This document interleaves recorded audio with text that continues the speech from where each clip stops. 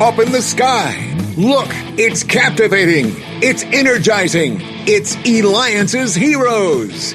Eliances is the destination for entrepreneurs, investors, CEOs, inventors, leaders, celebrities, and startups, where our heroes in business align.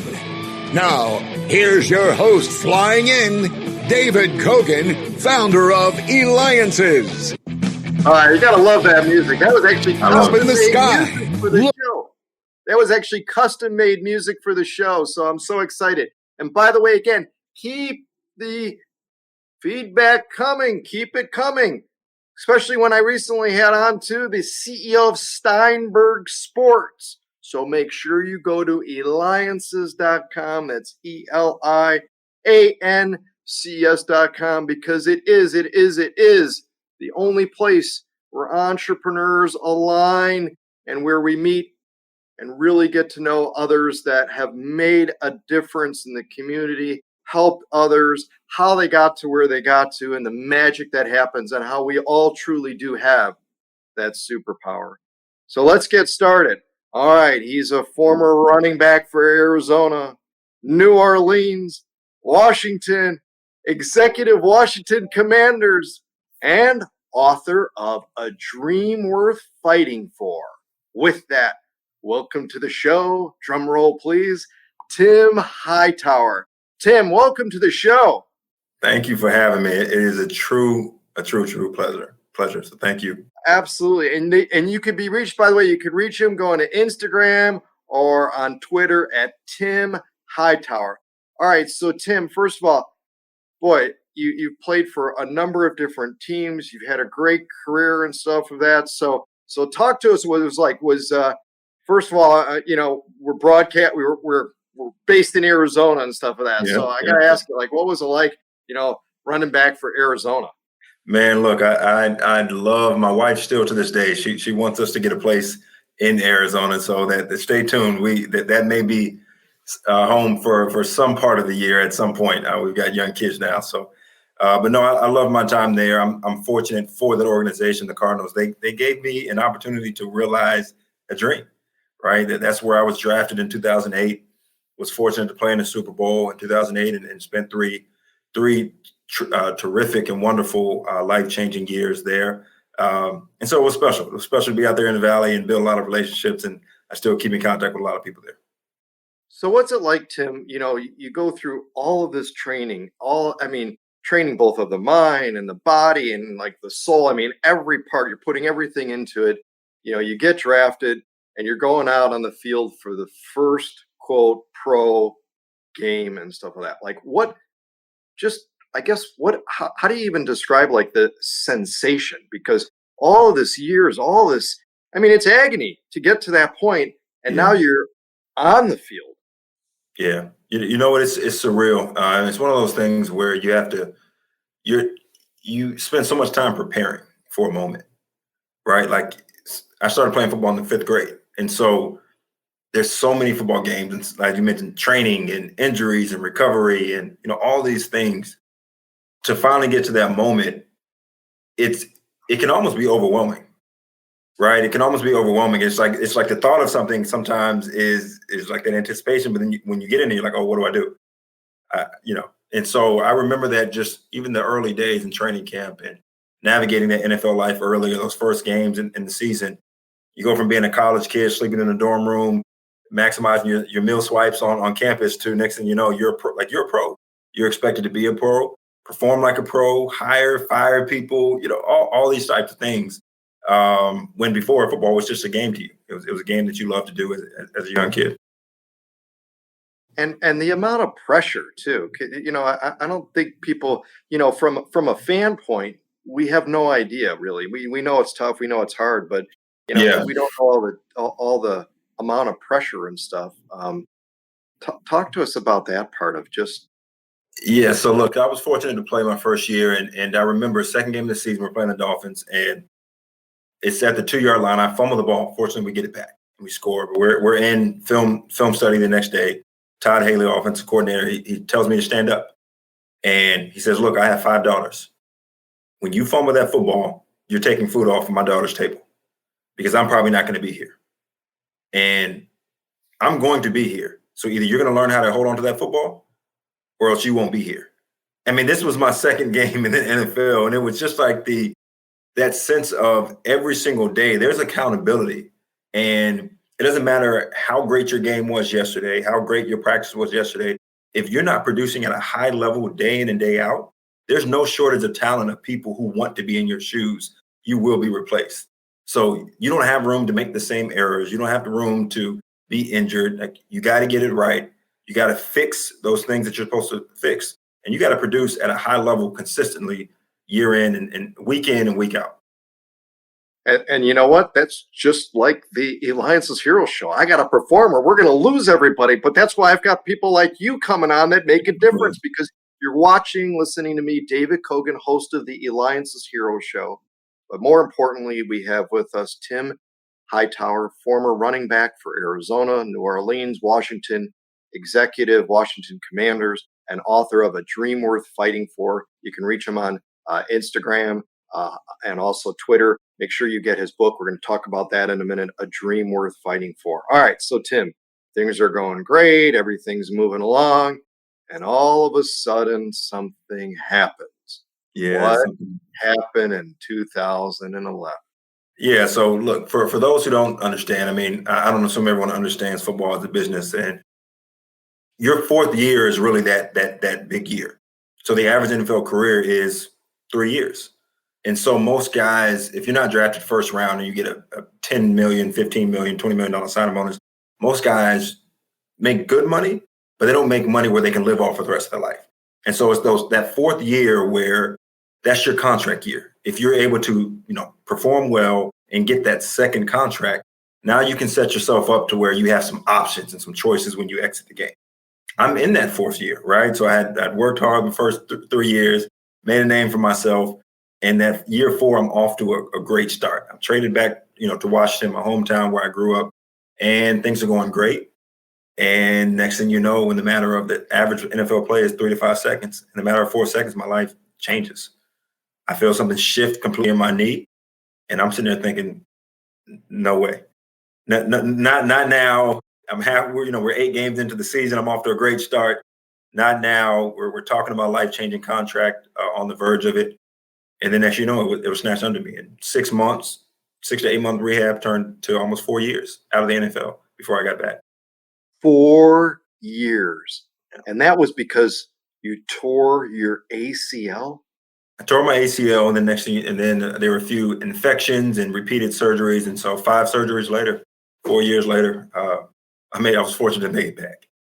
All right. So 4 years goes by.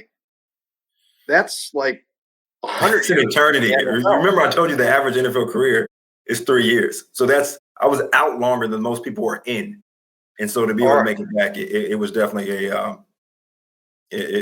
I'm very fortunate. It's a rare, very, very rare. I'm not sure if anyone's done it from the standpoint of coming back from an injury, being out that long. Right. But you should be in the Guinness Book of World Records for that one. All right. So 4 years goes by, and then talk to us then what happened next, and how you performed this miracle. Yeah, well, there's a lot, and which is why I wrote that book, right? I think it was one of those things where my head was down. I was focused on the next task. You get back in it, and the next you're talking to all these people. Like, what were you doing in the middle? In the interim, like, how did you get back? That's so unheard of and rare. And sometimes we don't appreciate the things that we take certain things for granted in our life. And there's some lessons and some principles that at the time I didn't even realize that I was tapping into. Right, that as you start to connect and hear the stories of others who have lost jobs and businesses failed, or relationships, or illness, and somehow made it back or had success, there's some principles and some common threads that connect you to those individuals, and that's what led me to writing this book and sharing the story. Yeah, and that's amazing. It's the thing is so. During that period of time, and again, this probably ties to your book and stuff like that, but how do you just not go into like a significant deep depression and be like, you know what, this is it, I'm done. What else am I going to do? I mean, like, I'm done. I did. And that's part of it. And that's one of the first things I talk about is acknowledging what happened. the trauma that happened, right? Because after I had the initial injury, and I'm sitting there in that doctor's office, and they placed the MRI up on the screen, and it's not good. When that doctor walks in that office, and he's got that look on his face, he or she, they're going to give you some bad news, worse than probably they anticipated, right? They don't want to give it to you. So now I'm trying to figure out what's going on, but more importantly at the time, I refused to acknowledge that it happened. I was like in this fog for like a week or two, probably up to 3 weeks, where the team is saying, "Hey, Tim, you got to get surgery," and I'm thinking, I'm not getting surgery. I'm thinking if I just ignore it, it'll go away, right?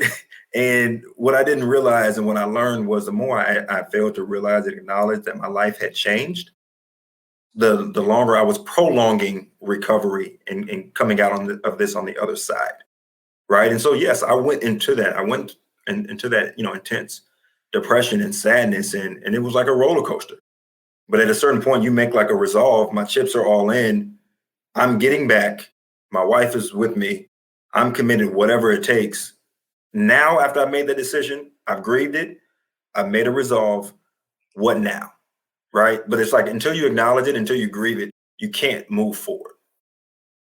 And so you, again, author of A Dream Worth Fighting For. You can pick that up on Amazon, Barnes & Noble, and so on and stuff with that.